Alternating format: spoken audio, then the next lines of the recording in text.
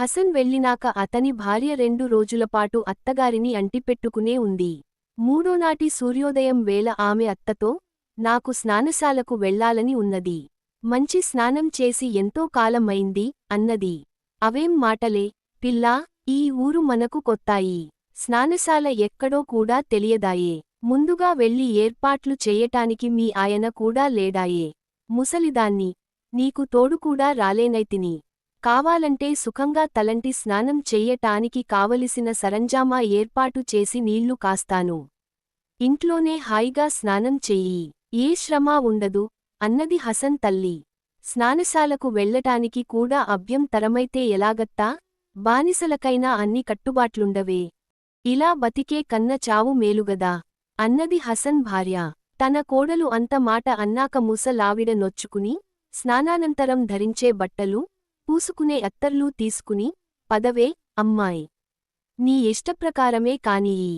మీ ఆయనకు కోపం రాకుండా చూసే భారం ఆ అల్లాదే అంటూ కోడల్ని వెంటబెట్టుకుని, బాగ్దాదునగరంలో ఉండే స్నానశాలలన్నిటిలోకి ప్రసిద్ధమైన దానికి తీసుకుపోయింది. హసన్ భార్య స్నానశాలలోకి అడుగు పెట్టగానే అక్కడ ఉన్న ఆడవాళ్లందరూ ఆశ్చర్యంతో నోళ్లు తెరిచి ఆమె కేసే చూడసాగారు. కొందరు చేసే స్నానాలు కూడా మాని ఆమెను చూడవచ్చారు. ఇదే సమయంలో రాణి జుబేదా దాసి తూఫా అనే పిల్ల ఆ స్నానశాలలో ఉండటం తటస్థించింది. ఆది హసన్ భార్యను స్నానకాలలో ఉన్నంతసేపు కన్నార్పకుండా చూడటమేగాక, ఆమె తన అత్తగారితో సహా వెళ్ళిపోయేటప్పుడు వారి ఇంటిదాకా వెంట వెళ్ళి, ఆ తర్వాత ఖలీఫా భవనానికి తిరిగి వచ్చి జుబేదా రాణితో తాను చూసిన స్త్రీ అందాన్ని వైనవైనాలుగా వర్ణించి చెప్పింది. తూఫా సంగతి జుబేదాకు తెలుసును. అది కనిపించిన అందగత్తెనల్లా అంత ఆత్రంగా మెచ్చుకోదు. ఎవరి అందం గురించి అంత పారవస్యంతో మాట్లాడదు.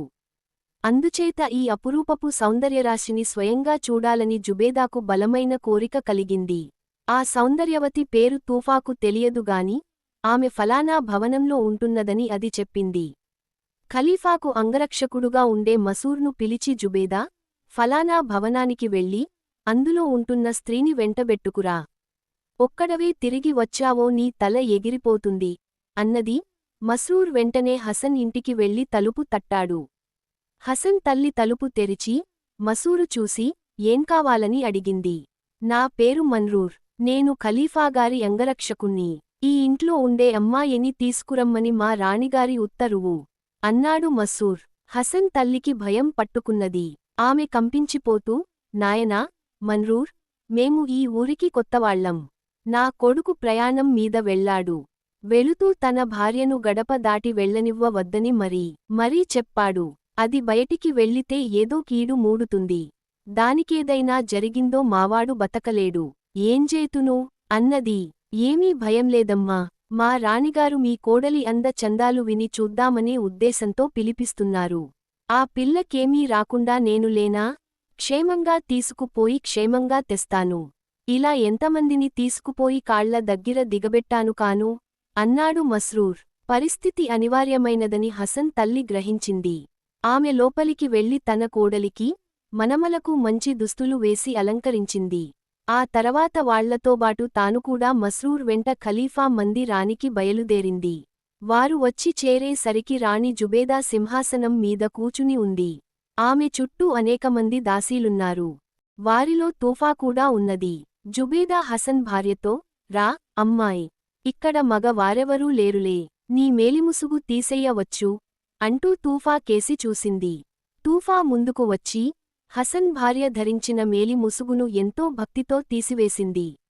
గంధర్వ చక్రవర్తి కుమార్తె ముఖం మబ్బుల చాటు నుంచి బయటికి వచ్చిన పౌర్ణమి చంద్రబింబంలాగా ప్రకాశించింది. జుబేదా దాసీలు ఒక్కసారిగా ఆశ్చర్యంతో ఊపిరి పీల్చటం మరిచిపోయి, ఏమిటి అందం అని తమలో తాము గుసగుసలాడుకున్నారు. జుబేదా తనను తానే మరచిపోయి, సింహాసనం మీది నుంచి లేచి, హసన్ భార్యను ఆలింగనం చేసుకున్నది. తర్వాత ఆమెను సింహాసనం మీద కూర్చోబెట్టుకుని, తన మెడలోని 10 పేటల ముత్యాలహారాన్ని ఆమె మెడలో వేసింది. ఆ ముత్యాలహారం ఖలీఫాను పెళ్లాడిన నాటి నుంచి జుబేదా మెడను అలంకరిస్తూ వచ్చింది. అది కాస్తా ఇప్పుడు హసన్ భార్యకు కానుక అయిపోయింది. అమ్మాయి, నీకు ఆటలు, పాటలు, నృత్యాలు తెలుసునా నీవంటి దానికి అవి తెలియకుండా ఉండవులే అన్నది జుబేదా రాణి. సాధారణంగా ఆడపిల్లలు నేర్చుకునే పాటలు, నృత్యాలు లాటివి నాకేమీ రావు. కాని మీకు ఆశ్చర్యం కలిగించే విద్య ఒకటి నాకు తెలుసును, నేను పక్షిలాగా ఎగరగలను అన్నది హసన్ భార్య. అద్భుతం, ఆశ్చర్యం అన్నారు దాసీలంతా. రెక్కలు లేకుండా ఎలా ఎగురుతావు? నాకు చూడాలని ఉన్నది. ఒక్కసారి ఎగిరి చూపిస్తావా అని జుబేదా అడిగింది. రెక్కలు లేకపోవటమేమిటి? నాకు పక్షి తొడుగొకటి ఉన్నది. మా అత్తగారిని పంపితే ఆ తొడుగు తెస్తారు అన్నది హసన్ భార్య. జుబేదా ముసలావిడతో, అమ్మా, మీరు వెళ్ళి ఆ పక్షి తొడుగుట తెస్తారా? మీ కోడలు ఎగిరితే చూసి ఆనందిస్తాం అన్నది. హసన్ తల్లి గుండెల్లో రాయి పడింది. ఇక తమను అల్లా మాత్రమే రక్షించగలడని మనసులో అనుకుని ఆమె జుబేదాతో, మనుషులెవరైనా పక్షి తొడుగులు తొడుగుతారా? ఏలినవారి సమక్షంలో నా కోడలు మతి చలించి మాట్లాడుతున్నది. అంతకంటే ఇంకేమీ లేదు అన్నది. కాని హసన్ భార్య ఆమెకు అడ్డువచ్చి, నేను చెప్పిన పక్షి తొడుగు మా ఇంట ఎక్కడో భద్రంగా దాచి ఉన్నది. సరిగా వెతికితే కనిపించి తీరుతుంది అన్నది. జుబేదా వెలలేని తన చేతి ఆభరణం తీసి ముసలిదానికిస్తూ, అమ్మా, ఆ తొడుగు తీసుకురావాలి. లేకపోతే నా పైన ఒట్టు. ఎంతసేపు? ఒక్క క్షణంసేపు ఆనందించి ఆ తొడుగు మళ్ళీ మీకే ఇచ్చేస్తాను అన్నది. కాని హసన్ తల్లి తనకా తొడుగు సంగతి తెలియదంటే తెలియదని మూర్ఖంచే సరికి జుబేదాకు కోపం వచ్చింది. ఆమె మనూర్ను పిలిచి, హసన్ ఇల్లంతా గాలించి పక్షి తొడుగు ఎక్కడ ఉన్నా వెతికి తీసుకురమ్మని ఆజ్ఞాపించింది. ఇంటి తాళపుచెవులను ముసలావిడ చేత మస్రూరు ఇప్పించింది. మస్రూర్ ఇల్లంతా శోధించి చివరకు పక్షి తొడుగు సంపాదించి తెచ్చి జుబేదాకిచ్చాడు. జుబేదా దాన్ని కొంచెం సేపు పరీక్షించి, దానిలోని పనితనాన్ని చూసి ఆశ్చర్యపడి, దాన్ని హసన్ భార్యకిచ్చేసింది. ఆమె దాన్ని అందుకుని, ప్రతి ఈకా పరీక్షించి, తొడుగు చెక్కు చెదరకుండా ఉన్నందుకు సంతోషించి దానిని ధరించింది. తర్వాత ఆమె తేలికగా గాలిలోకి లేచి హాలు ఈ చివర నుంచి ఆ చివరకు ఎగిరి వచ్చి నేల మీద వాలింది. ఆమె తన ఇద్దరు కొడుకులను తీసుకుని చెరొక భుజాన పెట్టుకుని ఎత్తుగా ఉన్న గవాక్షానికి ఎగిరి, అక్కడ వాలి, నేను పోతున్నాను, నాకు సెలవిప్పించండి అన్నది. హసన్ తల్లి తివాసి మీద కుప్ప కూలిపోయి కంటికి మంటికి ఏకధారగా ఏడుస్తున్నది. కోడలు ఆమెతో, అత్తా, నేను మిమ్మల్ని మీ అబ్బాయిని వదిలి వెళ్ళిపోతున్నాను. మిమ్మల్ని గురించి నాకు బాధగానే ఉంది. కాని ఏం చెయ్యను? ఎగరటంలో ఉన్న నిషా నన్ను ఆవహించేసింది. నేను ఎగిరి తీరాలి. మీ అబ్బాయి నన్ను వెతకదలిస్తే వాక్ దీవులలో వెతకవచ్చు. సెలవు అంటూ గవాక్షం కుండా తన పిల్లలతో సహా ఆకాశంలోకి ఎగిరిపోయింది. స్పృహ తప్పి పడి ఉన్న హసన్ తల్లిని జుబేదా చేత్తో తాకి లేపి, అమ్మా, అసలు ఏమీ తెలియనట్టు నటించకపోతే పర్యవసానం ఇలా అవుతుందని నాకు ముందే చెప్పి ఉండరాదా? ఇంతదాకా రానివ్వకపోదునే. తెలియక చేసిన ఈ పొరపాటును క్షమించాలి అన్నది. తప్పంతా నాదే. తమరిని నేను క్షమించటమేమిటి? నా కొడుకు దుఃఖంతో కుమిలి చావాలని రాసిపెట్టి ఉన్నది ఇంతకు అంటూ హసన్ తల్లి తన ఇంటికి కాళ్ళీడ్చుకుంటూ వెళ్ళిపోయింది. ఒకవేళ తన కోడలు, మనవలు కనిపిస్తారేమోనన్న భ్రమతో ఇల్లంతా వెతికింది. కాని వారెందుకు కనిపిస్తారు? ఆమె ఒక పెద్ద సమాధి, 2 చిన్న సమాధులు ఇంట్లో కట్టించి వాటి చెంతనే అహోరాత్రాలు ఏడుస్తూ కొస ప్రాణంతో ఉండిపోయింది. అక్కడ హసన్ 7 రాజకుమార్తెలతో 3 నెలలు గడిపి, తన కోసం తన భార్య, తల్లి నిరీక్షిస్తూ ఉంటారనే బెంగతో తన అక్కలకు వీడ్కోలు చెప్పి, డప్పు మోగించి, ఒంటెలను రప్పించి, రాజకు మార్తెలిచ్చిన బంగారము, వెండి, రత్నాలు వాటిపైన పెట్టించి, త్వరలోనే బగ్దాదు నగరానికి తిరిగి వచ్చాడు. అతను ఇంట్లో ప్రవేశించి తన తల్లిని గుర్తించలేకపోయాడు. తర్వాత ఆమెను, భార్య ఏదీ, పిల్లలేరీ అని అడిగాడు. ఈ ప్రశ్నకు జవాబుగా తల్లి పెద్ద పెట్టున ఏడవసాగింది. హసన్కు మతి పోయినట్టయింది. అతను ఇల్లంతా గాలించటంలో తన భార్య తాలూకు పక్షి తొడుగు దాచి ఉంచిన పెట్టె ఖాళీగా కనిపించింది. 3 కొత్త సమాధులు కనిపించాయి. వాటిని చూస్తూనే అతను ఒక్క కేక పెట్టి విరుచుకు పడిపోయాడు. తల్లి ఎన్ని ఉపచారాలు చేసినా హసన్కు రాత్రిపడిన దాకా తెలివిరాలేదు. తెలివి వచ్చాక అతను తన బట్టలు చించుకున్నాడు. నెత్తిన దుమ్ము, బూడిద చల్లుకున్నాడు. కత్తితో పొడుచుకుని చావ యత్నించాడు కాని తల్లి అడ్డుపడింది. ఆమె అతన్ని చిన్న పిల్లవాణ్ణి పొదివినట్టుగా దగ్గరికి తీసుకుని జరిగినదంతా చెప్పి, నాయనా, నువ్వు బొత్తిగా నిరాశ పొందనవసరంలేదు. వాక్ దీవులకు వెళితే నీ భార్య దొరకవచ్చు అన్నది. తెలివిరాలేదు. తెలివి వచ్చాక అతను తన బట్టలు చించుకున్నాడు. నెత్తిన దుమ్ము, బూడిద చల్లుకున్నాడు. కత్తితో పొడుచుకుని చావ యత్నించాడు కాని తల్లి అడ్డుపడింది. ఆమె అతన్ని చిన్న పిల్లవాణ్ణి పొదివినట్టుగా దగ్గరికి తీసుకుని జరిగినదంతా చెప్పి, నాయనా, నువ్వు బొత్తిగా నిరాశ పొందనవసరంలేదు. వాక్ దీవులకు వెళితే నీ భార్య దొరకవచ్చు అన్నది. ఈ మాట వింటూనే హసన్కు కొత్త ప్రాణం వచ్చినట్టయింది. అతను చివాలున లేచి నిలబడుతూ, అమ్మా, నేనిప్పుడే వాక్ దీవులకు ప్రయాణమవుతున్నాను అన్నాడు. కాని పక్షికూతలాటి పేరు గల దీవులు ఎక్కడ ఉంటాయి? వీటి కోసం ఇండియా వెళ్లాలా, పర్షియా వెళ్లాలా, చీనా వెళ్లాలా? అతనికేమీ తెలియదు. ఈ మాట వింటూనే హసన్కు కొత్త ప్రాణం వచ్చినట్టయింది. అతను చివాలున లేచి నిలబడుతూ, అమ్మా, నేనిప్పుడే వాక్ దీవులకు ప్రయాణమవుతున్నాను అన్నాడు. కాని పక్షికూతలాటి పేరు గల దీవులు ఎక్కడ ఉంటాయి? వీటి కోసం ఇండియా వెళ్లాలా, పర్షియా వెళ్లాలా, చీనా వెళ్లాలా? అతనికేమీ తెలియదు. అతను తిన్నగా ఖలీఫాగారి దర్బారుకు వెళ్లి అక్కడ ఉన్న పండితులందరినీ వాక్ దీవులు ఏ సముద్రంలో ఉంటాయని అడిగాడు. కాని ఒక్కరికీ తెలియదు. ఒక్కరైనా ఆ దీవులను గురించి విని ఉండలేదు. అతనిలో మొలకెత్తిన ఆశ అంతలోనే నశించిపోయింది. ఇంక నేను పోయేది ఏకంగా పితృలోకానికే అనుకుంటూ అతను ఇంటికి వెళ్లి పడుకున్నాడు. కాని అంతలోనే మళ్లీ కొత్త ఆశ చిగి అచ్చింది. అతనికి రాజకుమార్తెలు జ్ఞాపకం వచ్చారు. అతను తల్లికి మళ్లీ వీడ్కోలు చెప్పి ఒంటెను పిలిచి దానిపై తన అక్కల వద్దకు బయలుదేరి వెళ్లాడు. అతను అంత త్వరగా తిరిగి వచ్చినందుకు వాళ్లు పరమానందం చెందారు. అతను వారితో జరిగినదంతా చెప్పి శ్లోకంతో వివసుడైపోయాడు. వారు అతన్ని ఊరడించారు. వాక్ దీవులకు వెళ్లే మార్గం నాకు చెప్పండి. అక్కడ విచారిస్తే తన జాడ తెలుస్తుందని నా భార్య వెళ్ళిపోయేటప్పుడు చెప్పిందట అన్నాడు హసన్. 7 అప్పచెల్లెళ్ళు ముఖముఖాలు చూసుకుని తలలు వంచుకున్నారు.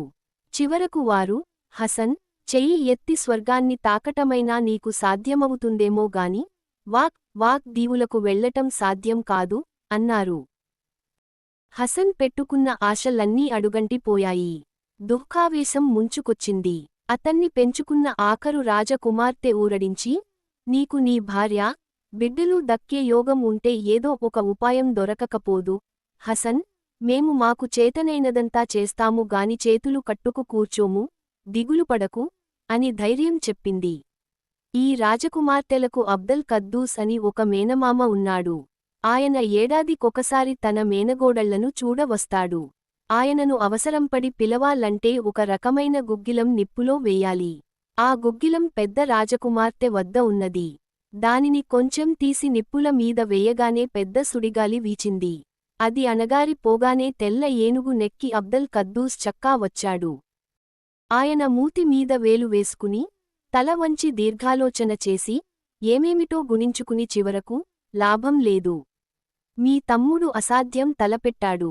అతను వాక్ దీవులు చేరటం అసంభవం అనేశాడు. ఈ మాట అతని బుద్ధికి అంటేలాగు చెప్పు. నీ సలహా కూడా అయ్యి అన్నారు రాజకుమార్తెలు. నేను వచ్చి ఏడాది అయింది. రేపు బయలుదేరి వద్దామనే అనుకుంటున్నాను. ఇంతలో మీరే పిలిపించారు. ఏదో విశేషం ఉండాలి. ఏమిటది అని ఆయన తన మేనగోడళ్ల నడిగాడు. మరేం లేదు. నీ వల్ల మాకొక సహాయం కావాలి అన్నారు రాజకుమార్తెలు. అచ్చేశాను. ఏమిటా సహాయం అన్నాడాయన. వారు ఆయనకు హసన్ కథ అంతా వివరంగా చెప్పి, మా తమ్ముడు హసన్ వాక్ దీవులకు వెళ్లే మార్గం నువ్వు చెప్పాలి అన్నారు. అబ్దల్ కద్దూస్ హసన్, నాయనా, తోకచుక్కలు, సంచారగ్రహాలు కూడా నిన్ను వాక్ దీవులకు చేర్చలేవు. ఆ దీవులలో గంధర్వ చక్రవర్తి భద్రుడై ఉంటాడు. ఆ దీవులను సైనిక కన్యల ముఠాలు కాపాడుతూ ఉంటాయి. సప్త సముద్రాలు, సప్త నగాలు దాటితేనే గాని ఆ దీవులను చేరలేవు. అక్కడికి వెళ్లటం నీకు అసాధ్యం. అందుచేత ఆ ప్రయత్నం మాని నీ అక్కలతో సుఖంగా కాలక్షేపం చేస్తూ ఇక్కడే ఉండిపో. లేనిపోని ప్రమాదాలెందుకు కొని తెచ్చుకుంటావు అని హితం చెప్పాడు. ఈ మాటలు విని హసన్ ముఖం పాలిపోయింది. అతను పెద్దపెట్టున కేక వేసి విరుచుకు పడిపోయాడు.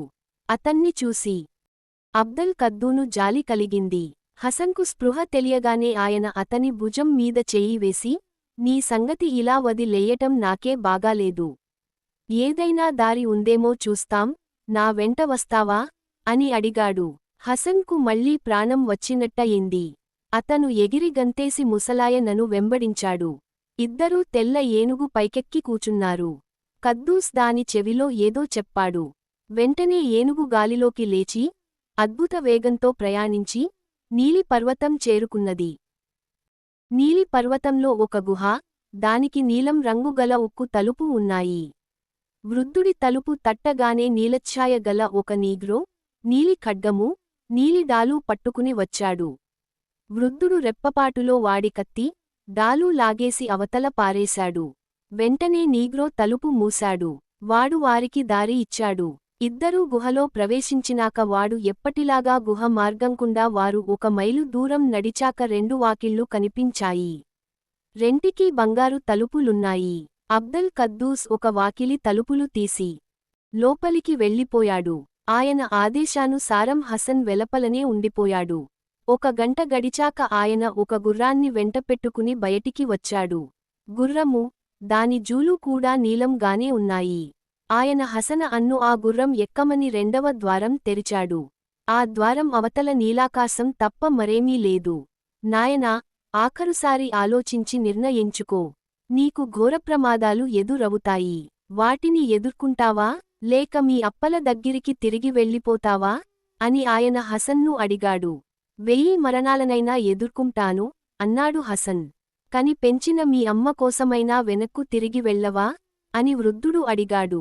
నా భార్యను, పిల్లలను వెంట తీసుకోకుండా మా అమ్మ వద్దకు తిరిగి వెళ్ళను, అన్నాడు హసన్.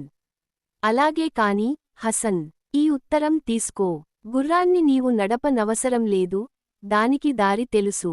అది నిన్ను నల్ల పర్వతం వద్ద దించుతుంది. నల్ల గుహ వద్ద దిగి గుర్రాన్ని గుహలోకి వెళ్ళిపోనీయి. ఒక వృద్ధుడు బయటికి వస్తాడు.